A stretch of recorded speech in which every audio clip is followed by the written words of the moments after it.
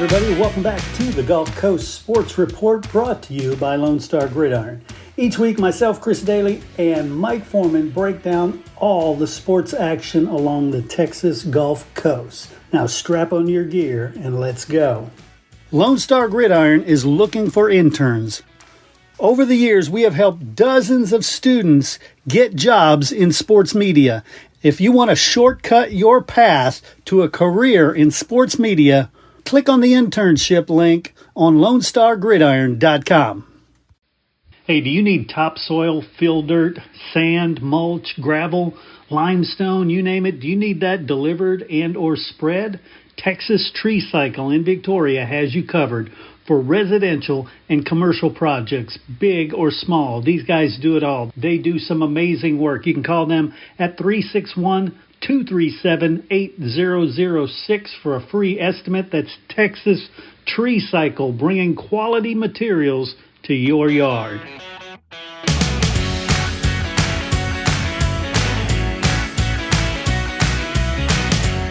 All right, everybody, welcome back to the Gulf Coast Sports Report. I'm Chris Daly, joined always by Mike Forman. Mike, how are you doing? Doing well, Chris. How are you? I'm doing great. You survived College Station. That is a true statement. I survived. I'll tell you what, if I might have should have gotten some kind of watch or something, because I had a lot of steps. Let's put it that way. I bet. But actually it worked out. I got to see 5 of the 7 area teams that were Nice. up there. So I was able to we did pretty well. So let's break it down. Yeah, obviously, let's start with Ganado. Yeah. Ganado, I mean, they went undefeated. They won their 3 pool games, and then they won the 5 games on Friday to win the championship, defeated West Rusk in that championship game. And what impressed me about Ganado was they seemed to improve as the tournament went along. And they have some games where they didn't execute that well, but they always seem to make the plays when they had to. Right. And, that's the mark of a good team. There were a couple of close games they had, but overall, very pleased. I know, as I spoke to Coach Josh Irvin after the tournament, he said, look, this is nothing to do with what we'll see when we start fall workouts. But it was a good sign for him to see his players perform. Yeah, that's really cool. And so early, yeah. Yeah, really. And, of course, I knew Ganado, and we knew Ganado was going to be really good this year because they had so much back from last year. And, of course, they had a good year last year. I was also a couple of teams in Division II. Cuero offensively looked very good. They have some great receivers. And I think Jace Dominguez, the quarterback, that helped him a little bit get on the same page with a lot of those guys. He played as a sophomore when Jackson Marie got hurt. Nice. But last year he played sporadically, not very much. So he'll be jumping back in. But I have to say this, and I'm going to say it. Cuero's going to go as far as his defense will take him. Yeah. We know what happened last year. And from what I saw in 7-on-7, they still have some defensive issues. Right. And, if they can work those out, I think they can win the region. I really do. And maybe, who knows, go on, a little bit further. Yeah, but they're going to have to. Once you get a region victory, it's anybody's ball game then. Yeah, of course, they have Waco La Vega in the region now. Yeah. But I actually saw Bay City and La Vega play, and Bay City defeated them. And I know it's not real football, but I will say from what I saw, I think La Vega is human. They're not untouchable. Yeah. So, we'll see about that. But Cuero's I really think that Cuero, it'll come down to how good defensively they are. They've got to be better than last year. Nice. So, no doubt. no matter how good you are on offense, you can't always score 45, 50 points a game. Right. You're gonna run into a defense that limits you, and that's when you're gonna have to play some defense. And that'll be, to me, that's the thing. And Bay City, wow, just talented athletes. Now, Kemarian Wiggins, their quarterback, he's got a rocket for an arm. And he needs to learn, though, to read defenses better. And I felt like a lot of times he held on to the ball too long. But as Coach Jones told me, Robert Jones, they're going to run the ball a lot. So that'll help him, because obviously when you run the ball successfully, you can play action, and that allows you, to see more open receivers. So, I think Bay City's going to be good this year, and Cuero. And then I guess, if you want to say a disappointment in the tournament, it might have been Tidehaven. Right, right. But again, it's hard to live up to last year. Oh, yeah. And he expected that. In fact, they started out the first day, they played very well. But the second day, they lost the first game. And I talked to Coach Lucio afterwards, and he said, we're just young, and we found ways to beat ourselves. And he had said to me before the pool play that he felt like it was a good thing that they didn't qualify for the state tournament until the very end, because that forced, the younger kids to really work harder. And I still think Tidehaven is going to be good. Yeah. And, who knows, this might be a little spur for them, something to get them going when they go back to work in August. Yeah, and the thing you have to realize and not overlook is that none of these are playing with their O-line or their D-line, and that's going to be such a game changer. So a team that maybe didn't win a 7-on-7 championship may have a stronger line than that one that did, so it could be a different story. Oh, yeah, no doubt. And that being said, another team that I think people maybe need to watch is Rice Consolidated. They went 3-0 on the first day of pool play, and they lost their second game on Friday. But I spoke to Coach Dumont, and basically he said they went 1-9 last year, and he said that's the worst year he's ever had in 30-plus years of coaching. Wow. So, but what he did, and it may pay off for him, about midway through the season, he basically started young players who will be back this year. Yeah. So every player that's back played last year. And on top of that, he has a 4-year starter at quarterback. And so I think Rice may surprise some people. I agree. I was going to say, that's one of the teams that when I'm looking at preseason predictions, everybody's counting them out of the playoffs. And I'm like, that could be a sleeper team for sure. Yeah, and then I saw Kennedy, and I know I was talking to Coach Jackson. The game I saw, they didn't play very well, but they're talented. And, of course, the thing about them, and this is Coach Jackson's biggest concern, is the line. He said, if he can find the line, can get the line going, that's what it's going to take for them to compete with Ganado and Shiner.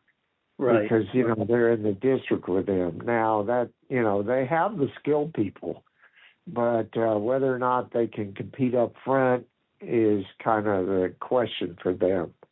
Right, definitely. Definitely, yeah. And it's going to be interesting because, at coaching school, we're going to be recording a bunch of team previews with head coaches. And that's where we'll learn about things like those lines because, that's going to change everything.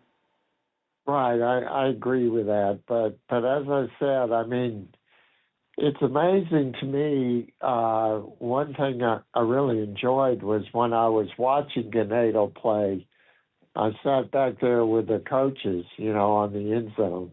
Right. And just watching Coach Irvin and his staff is really amazing. I mean, you can see why they are successful because, he knows what he's doing. The kids have bought in, and it's really a good situation there. Now, whether that he'll continue to get the support he's getting because that's the only thing that could chase him away. And right now, that community supports the heck out of him. Yeah, I think that's true. They need to keep supporting him because I mean there'll be a lot of people waiting to pluck him if something were to happen. In a heartbeat, yeah. Yeah, so that's the thing, and like I said, I did before I left. I did get to say hello to Bo Trahan from Tyler. I didn't stay for Division One. I'll tell you the truth. When I got home that Friday night, I think it took me like 2 or 3 days to recover. Yeah. Well, we're glad you did. Actually, the funny thing about it is, in the mornings, there was actually a little breeze. So it wasn't as bad, but boy, by the time the afternoon rolled around, it got hot.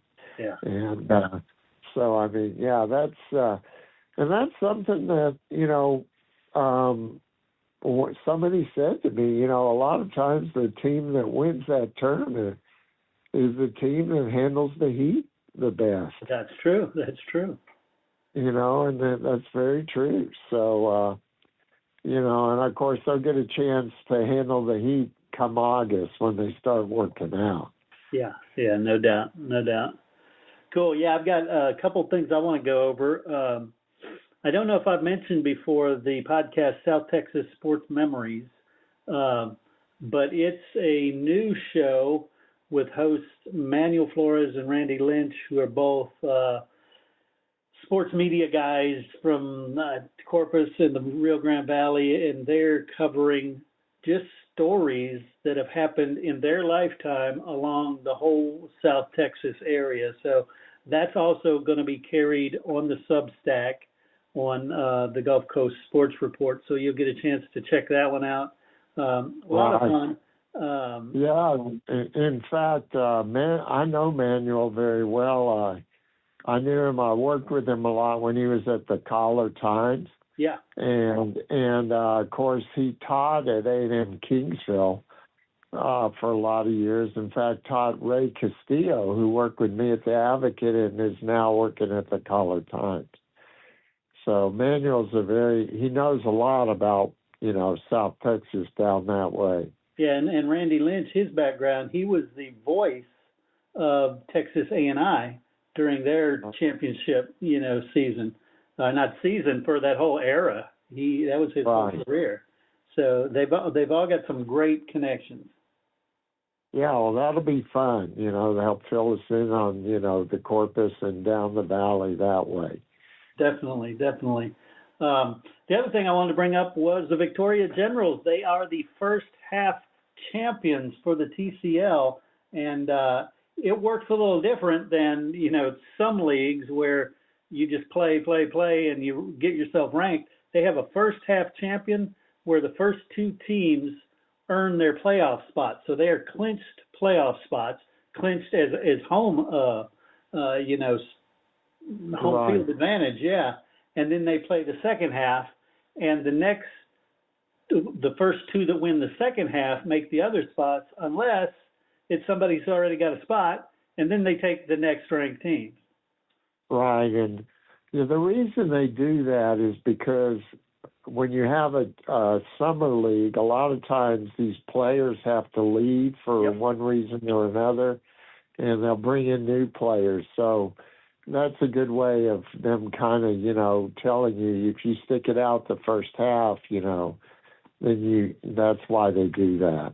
Yeah, exactly. Yeah, and they've got home game coming up on Independence Day, where they're going to, I think, start a little bit early, and then there's going to be fireworks down there at the park. But quite a few home games in July before that wraps up the season. Right, and of course, Generals have been very successful. Yeah. And, try to add another title to the resume. Right on. So get out there. They've got 3 or 4 free ticket nights. But again, even if it's not a free ticket night, it's a fun environment. It doesn't cost much. It's probably one of the best sports values out there right now because it's such a good team too. Right. And, so, we talked about it before. Michael Oro's picked up his 300th win, and, he's done a great job. He's kind of been there since he's been there. He's done a great job. Yeah, no doubt. They are one of the premier teams in the Texas Collegiate League, the TCL, that's for sure. So what else? What else do you have? Anything? Well, no, just that the baseball draft is happening next week, and we'll be keeping an eye out for any local or area players who get selected. And, of course, you also are going to have, there may be some players that sign as free agents that aren't drafted. So, and, of course, last year, Brady Parker, who went to Victoria East and played at UHV 9 and in Victoria. Mm-hmm. He got drafted by the Rockies, and he's pitching in their farm system right now. Nice. Well, we always get somebody in there because there is good baseball in the area, so I look forward to figuring out who gets what. That's right, and won't be long before you know it, we'll be talking about who's ranked where in the football poll. No doubt. That'll be fun. I'm looking forward to it. Again, Mike, thank you for bearing the heat there in College Station and your great reporting on that. All right, Chris. Well, we'll look forward to what's coming up. Sounds good. Take care.